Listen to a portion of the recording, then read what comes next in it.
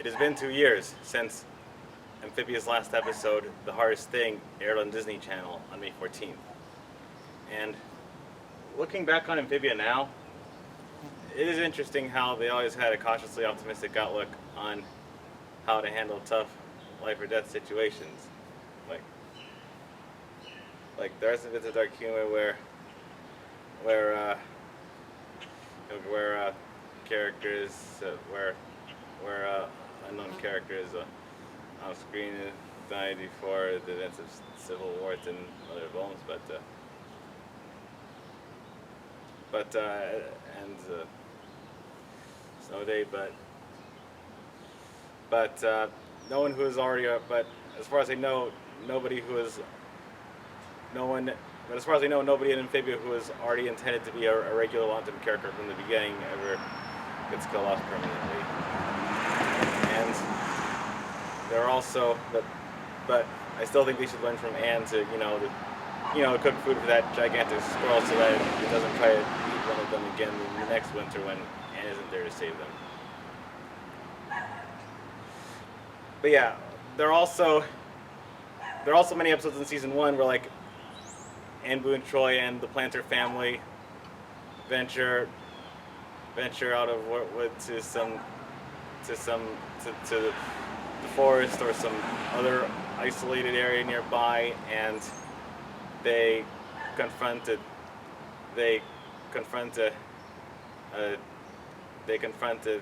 deadly creature who wants to eat them, but they always find some comical way out of the situation that shows that that the monsters of the week that they face are not as tough and scary as they look. For example, in Best Franz, Sprig Planner used one of Hop Hop's paint peppers to get the gigantic lake snake to spit him out. And then in Hop Luck, Hop Pop taught Anne, Polly, and Sprig that they can escape from the insides of a carnivorous tomato plant if they just eat their way out. Scary, I know, but at least it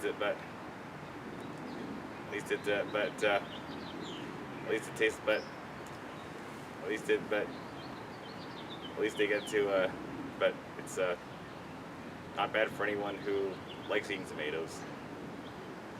Not me, of course. And then my personal most favorite example in Anne vs. Wild, when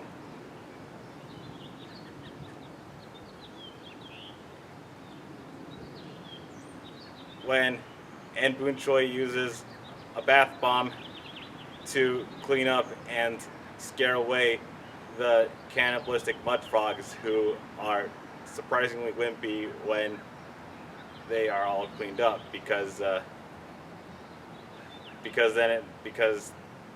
when they're not covered with mud, everybody knows what they look like. And they are naturally scared of being identified with their crimes of cannibalism.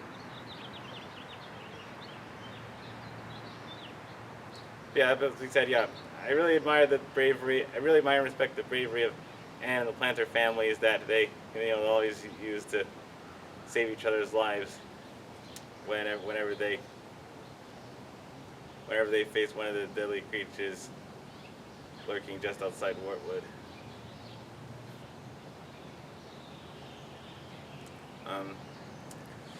And while it has always been easy for Amphibia's writers to find a way to find a logical yet comical way for Anne and the Planters to escape and survive their Monsters of the Week enemies, when season 1 told episodic storylines, later on, after the show Amphibia got more serious and had a somewhat more serialized storyline going on in season 2 and season 3, the hardest thing for Amphibia's writers to pull off twice, in fact, including in their final episode, the hardest thing for Amphibia's writers to do in True Colors and the hardest thing was to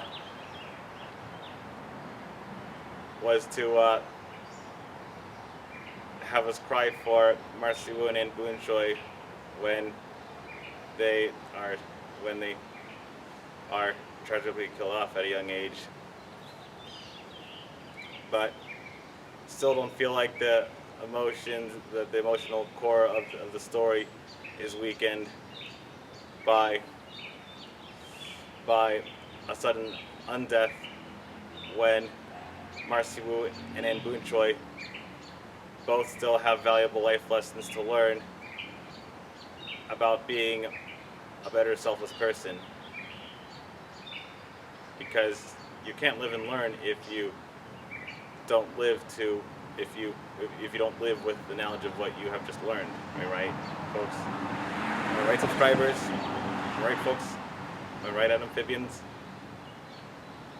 To stop a big moonfall and sacrifice herself for us all. Oh, stop the core all alone. Calamity powers turned her to stone. Oh, she drifted off like Bugs Bunny. Made her last words something funny. Where does the plot go? Meeting Cosmic Domino. Job offer, return to life, a great reward for all and strive. Hardest thing, the hardest thing. To have an ending that's real deep. Let Anne relive but not be cheap. The hardest thing. Whoa, the hardest thing. Whoa. Who knew that a revival made me want to sing? Happy thoughts, it's the hardest thing.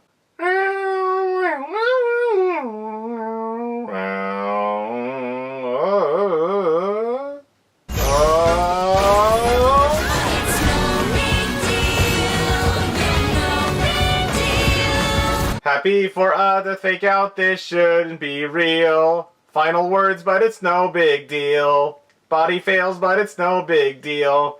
A teen dies, but it's no big deal. Finally me, and it's no big deal.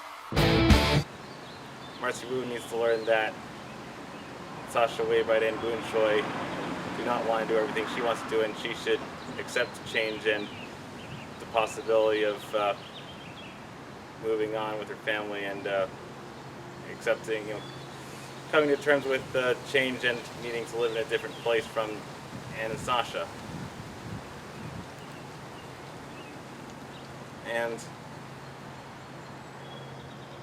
And Boon Choi, throughout all three seasons of Amphibia, while she learned to be an independent survivor, also still learned the value of forming new connections with people away from her family. And I mean, you could say that they took that knowledge with them to the grave, and they would have if it wasn't for, for King Andreas' rejuvenation chamber and the guardian of the Calamity Stones, allowing Anne Boon Choi to keep on living the rest of her natural born life with Marcy Woo and Sasha Wainwright.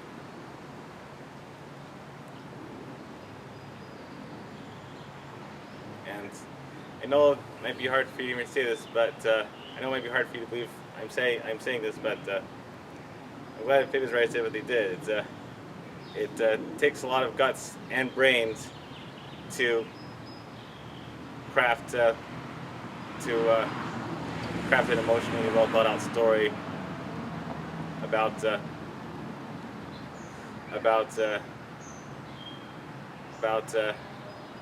two teenage girl heroines who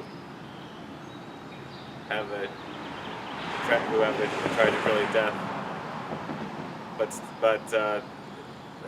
but then a divine intervention grants them a rare opportunity, a privilege, a gift to keep on living with the knowledge they learned. Because it would have been very sad for Sasha Wainwright. I know it would have been very sad for Sasha Wainwright if Marcy and Anne had stayed dead. Even though I did not like Sasha Wainwright at the beginning of Amphibia because she started out as an antagonist to Anne in Reunion at the end of season 1, and then she also tried to backstab and betray Anne and Marcy once again to take control of their friendship in true colors at the end of season 2. She also felt genuinely guilty about what she did in Turning Points after she read Anne's journal notes sharing her positive feelings and thoughts that she had with Sasha when she truly thought Sasha had actually become friends with Anne and Marcy again. Sasha also almost died at the end of season 1, but Captain Grimes saved her from falling, so I can't imagine how sad ending it would have been for Sasha if Marcy Wu and Anne Boonchuy had just stayed dead.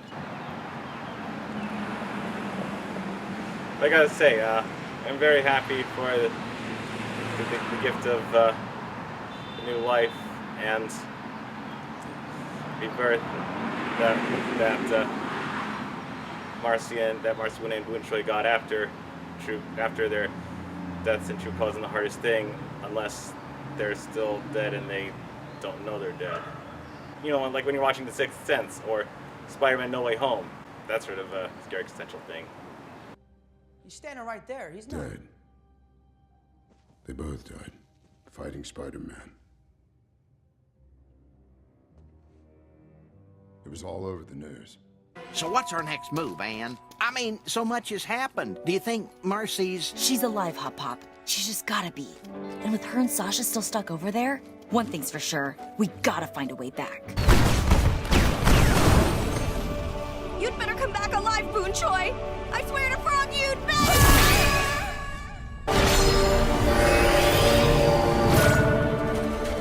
Hey! Aren't you supposed to be saving the world? Anne sent us back. She's gonna try to stop it herself, but she said she may not make it. What? No. We can't let her.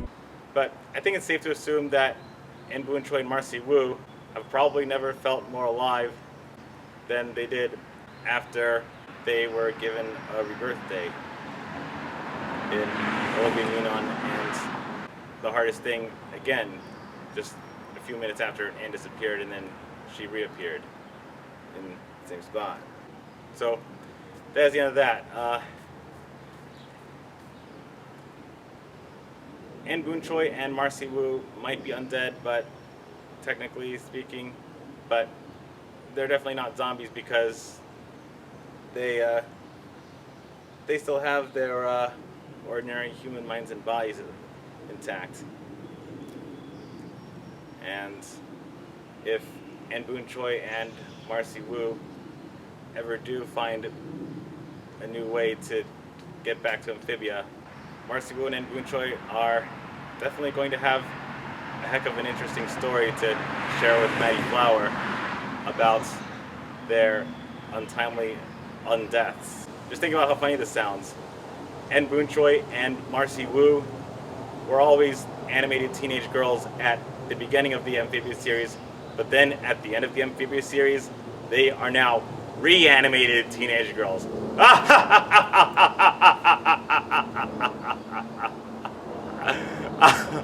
Oh, that is so funny. If you liked my pun about Anne and Marcy being reanimated, then chances are you may also like this entire video. And if you click the subscribe button below, then welcome to the club of Amphibians.